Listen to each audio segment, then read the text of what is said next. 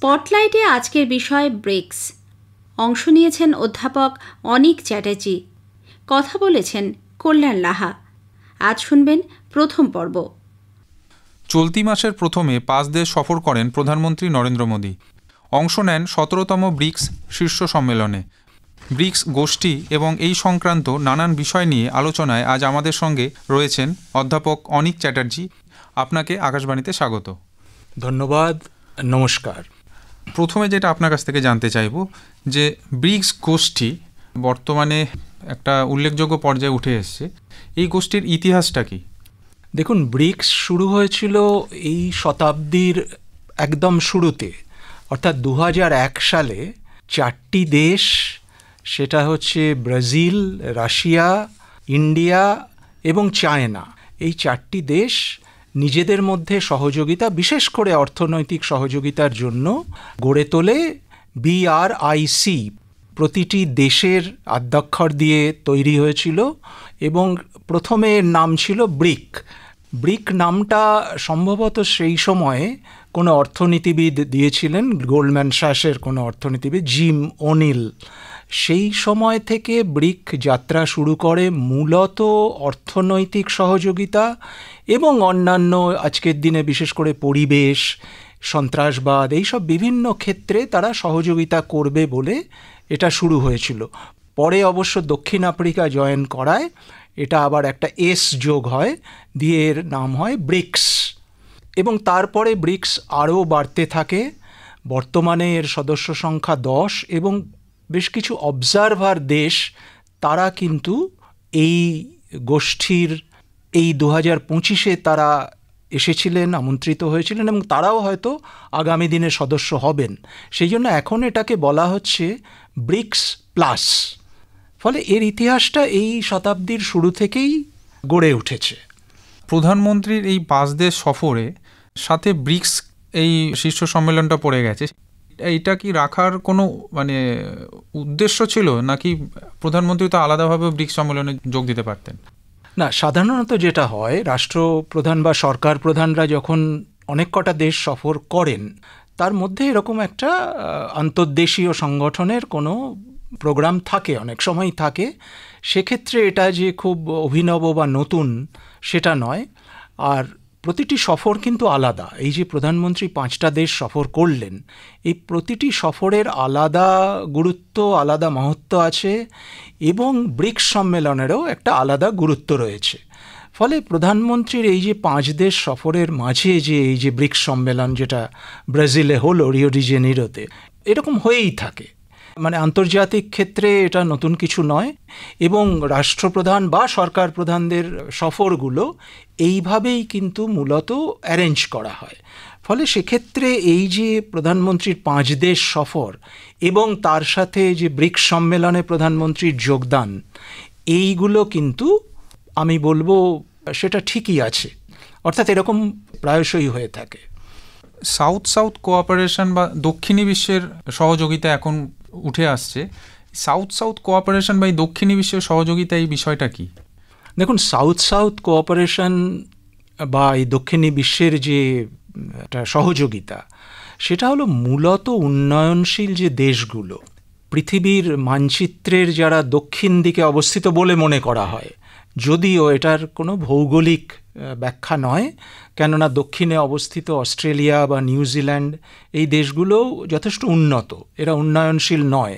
কিন্তু south south cooperation মূলত উন্নয়নশীল দেশগুলোকে নিয়ে তাদের যে সহযোগিতা, সেইটা সাউথ সাউথ কোঅপারেশন। অনেকে এটাকে বলেন, অনেক আন্তর্জাতিক সম্পর্ক বিশেষজ্ঞরা, যে এটা বোধহয় এই যে নর্থ নর্থ যে কোঅপারেশন বা অনেক ক্ষেত্রে নর্থ সাউথ যে কোঅপারেশন, তার একটা পাল্টা বা কিছু। কিন্তু এটা যখন গড়ে উঠেছিল ঠিক সেই উদ্দেশ্যে নয়। সাউথ সাউথ কোঅপারেশন একেবারেই উন্নয়নশীল দেশগুলোর মধ্যে সহযোগিতার জন্যই গড়ে তোলা হয়েছিল। এটা কারোর পাল্টা বা কাউকে কোনো জবাব দেওয়ার জন্য কিন্তু এটা গড়ে তোলা হয়নি। এর সাথে কি নন অ্যালাইন মুভমেন্ট, যেটা 50-এর দশকে শুরু হয়েছিল, তার একদম প্রিডিসেসর বলা যায়? কিছুটা হলেও সেটা বলা যেতে পারে। এবং এই যে সংগঠনটা সাউথ সাউথ, এটা মনে রাখতে হবে, এটা কিন্তু এখনও কিছুটা হলেও নমনীয়, অর্থাৎ লুজ ইংরেজিতে যাকে বলে, অর্থাৎ এর খুব যে মেকানিজম খুব স্ট্রং হয়েছে সেরকম কিন্তু নয়।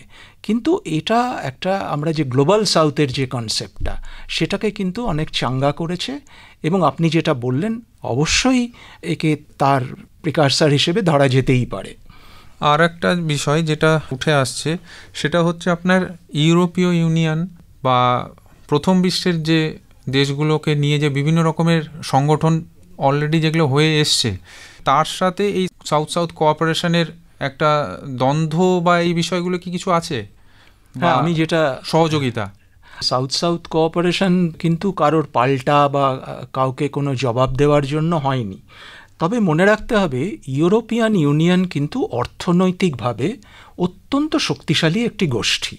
ইউরোপিয়ান ইউনিয়নের একটা দীর্ঘ ইতিহাস আছে, শুরু হয়েছিল সেই 50-এর দশকে, এবং সে আস্তে আস্তে যেভাবে তার বিবর্তন হয়েছে, এবং আজকে ইউরোপিয়ান ইউনিয়ন যে জায়গায় পৌঁছেছে, শুধু আপনি একটা বিষয় ভাবুন, আজকে ইউরোর দাম কিন্তু ডলারের চেয়ে বেশি। এটা কিন্তু ইউরোপিয়ান ইউনিয়ন এই যে কমন কারেন্সি যখন চালু করলো, সেই কমন কারেন্সি কতটা সাকসেসফুল হবে সেই নিয়ে কিন্তু যথেষ্ট সন্দেহ ছিল। আমি প্রথমে একটু ইউরোপিয়ান ইউনিয়ন সম্পর্কে একটু বলে আমি আসবো সাউথ সাউথ কোঅপারেশনের সাথে এর সম্পর্কে। ফলে এই যে কমন কারেন্সি, তার যথেষ্ট সন্দেহ ছিল যে সেটা কতটা সফল হবে, কিন্তু দেখা গেল যে সেটা যথেষ্ট সফল। আমি যেটা বললাম, ডলারের চেয়ে তার বাজারে, আন্তর্জাতিক বাজারে তার মূল্যমান বেশি। এছাড়া ইউরোপিয়ান ইউনিয়ন কিন্তু একটা ইকোনমিক জায়ান্ট, এই কথাটা ভুললে চলবে না। এবং তার সাথে বিভিন্ন দেশ বা গোষ্ঠীর যে ব্যবসা, সেটা কিন্তু অত্যন্ত সফল এবং খুব মানে ব্যবসার যে পরিমাণ সেটা খুব উল্লেখযোগ্য। এবং ভারতের সাথে ইউরোপিয়ান ইউনিয়নের খুব ঘনিষ্ঠ সম্পর্ক আছে। ফলে ইউরোপিয়ান ইউনিয়ন এবং সাউথ সাউথ কোঅপারেশন, এই দুটো কোথাও হয়তো এখন গিয়ে এই মুহূর্তে আমি বলবো এটা 2020 পর থেকে, কেননা ব্রিক্সের যত গুরুত্ব বাড়ছে তত কিন্তু অন্যান্য গোষ্ঠীগুলোর চিন্তাও বাড়ছে। অর্থাৎ ব্রিক্স যদি অর্থনৈতিকভাবে গুরুত্বপূর্ণ হয়ে ওঠে, আগামী দিনে ব্রিক্স নিজের কারেন্সি চালু করবে বলে ভাবছে, নিজস্ব মুদ্রা, সেটা যদি ব্রিক্স করতে পারে, তাহলে যেমন আমেরিকার চিন্তা ডলারের সেক্ষেত্রে কি হবে, ইউরোপিয়ান ইউনিয়নেরও কিন্তু চিন্তা ইউরোর কি হবে। আরেকটা কথা মনে রাখতে হবে, সেটা আমরা সকলেই জানি, আপনিও জানেন, সেটা হচ্ছে যে ব্রিক্স দেশগুলো কিন্তু একটা বিপুল জনসংখ্যার তারা অধিকারী, এবং অর্থনৈতিক দিক থেকে, কারণ এখানে চায়না আছে, এখানে রাশিয়া আছে, এখানে আমাদের দেশ ভারতবর্ষ আছে, যারা অর্থনৈতিকভাবে এখন যথেষ্ট এগিয়ে গেছে। ফলে আগামীতে কিন্তু ব্রিক্সের সাথে, বা এমনকি সাউথ সাউথ কোঅপারেশনের কথাও আপনি বলছিলেন, এদের সাথে কিন্তু ইউরোপিয়ান ইউনিয়নের এক ধরনের অর্থনৈতিক প্রতিযোগিতার একটা ক্ষেত্র কিন্তু তৈরি হচ্ছে। এবং সেটা ভবিষ্যতে আরও, এটাকে যদি প্রতিযোগিতা বা সংঘাত যদি আরও পরে বলা যায়, তাহলে কিন্তু সেটা বাড়বে, এই প্রতিযোগিতাটা কিন্তু বাড়বে। ফলে সাউথ সাউথ কোঅপারেশন, আমি যেটা বলছিলাম, এখনও লুজ, কিন্তু ইউরোপিয়ান ইউনিয়ন তার বিভিন্ন মেকানিজম আছে, এমন ইউরোপিয়ান পার্লামেন্ট আছে, ওরা ইউরোপিয়ান আর্মি তৈরি করার কথা ভাবছে, এবং ভিসা ফ্রি যাতায়াত যে 28টা দেশের মধ্যে, এগুলো কিন্তু সাউথ সাউথ কোঅপারেশনে এখনও হয়নি। বা অন্যান্য যে মেকানিজম, যে বিভিন্ন সংগঠন ওরা গড়ে তুলেছে, সেটা এখনও সাউথ সাউথে হয়নি। কিন্তু সাউথ সাউথের মূল যেটা আমি বলবো মূল বৈশিষ্ট্য বা মূল গুরুত্ব, সেটা হলো এর জনসংখ্যা এবং এর অর্থনীতি। ফলে আগামী দিনে সাউথ সাউথকে বা ব্রিক্স আর সাউথ সাউথ যদিও সমর্থক নয়, এদেরকে কিন্তু এই মেকানিজমগুলো গড়ে তুলতে হবে। অর্থাৎ পরিকাঠামো বলুন, অন্যান্য যে কূটনীতি বলুন, সেই যে মেকানিজম, সেটা কিন্তু গড়ে তুলতে হবে। ব্রিক্সে ভারতের ভূমিকাটা কতখানি এখন?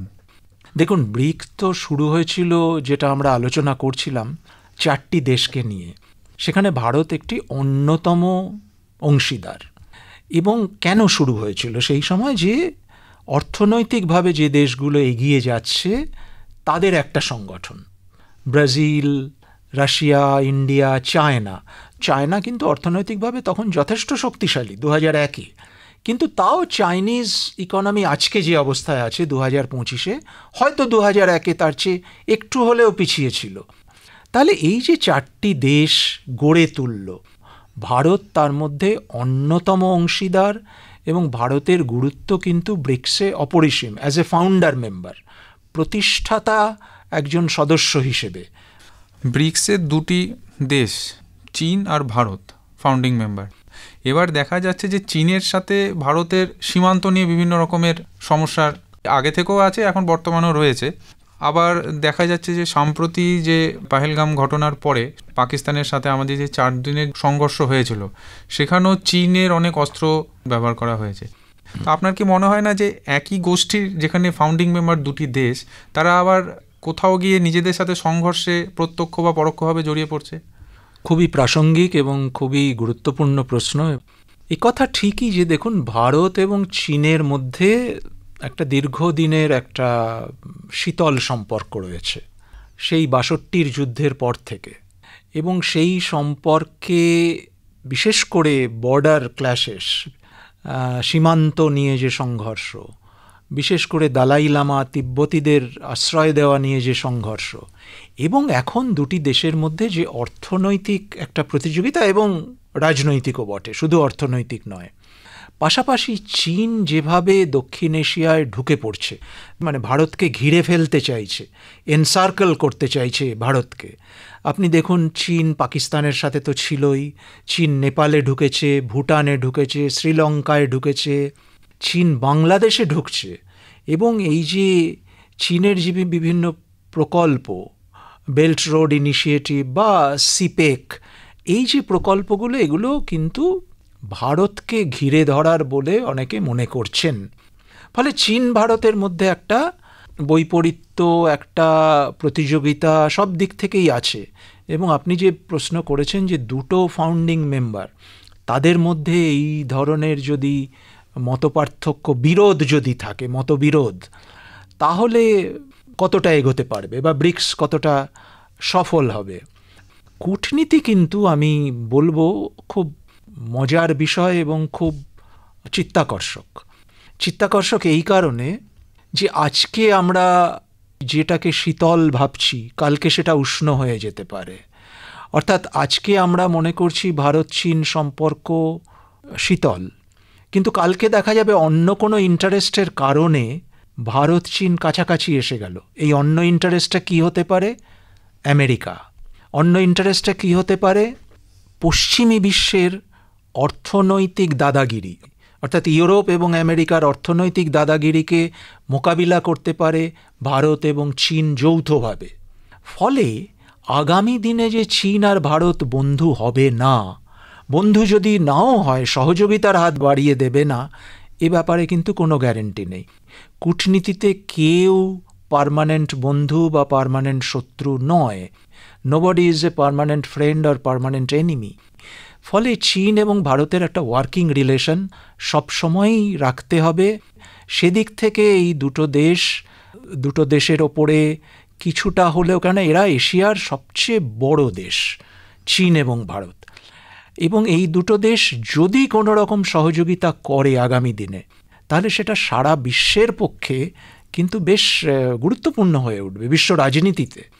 ফলে এরকম ভাবার কোনো কারণ নেই যে আজকে চীন ভারত একটু শীতল সম্পর্ক বলে আগামী দিনে তাদের সহযোগিতা বৃদ্ধি পাবে না, এরকম ভাবার কোনো কারণ নেই। শুনলেন আলোচনা ব্রিক্সের প্রথম পর্ব। অংশ নিয়েছেন অধ্যাপক অনিক চ্যাটার্জি, কথা বললেন কল্যাণ লাহা। দ্বিতীয় তথা শেষ পর্ব শুনবেন আগামী রবিবার।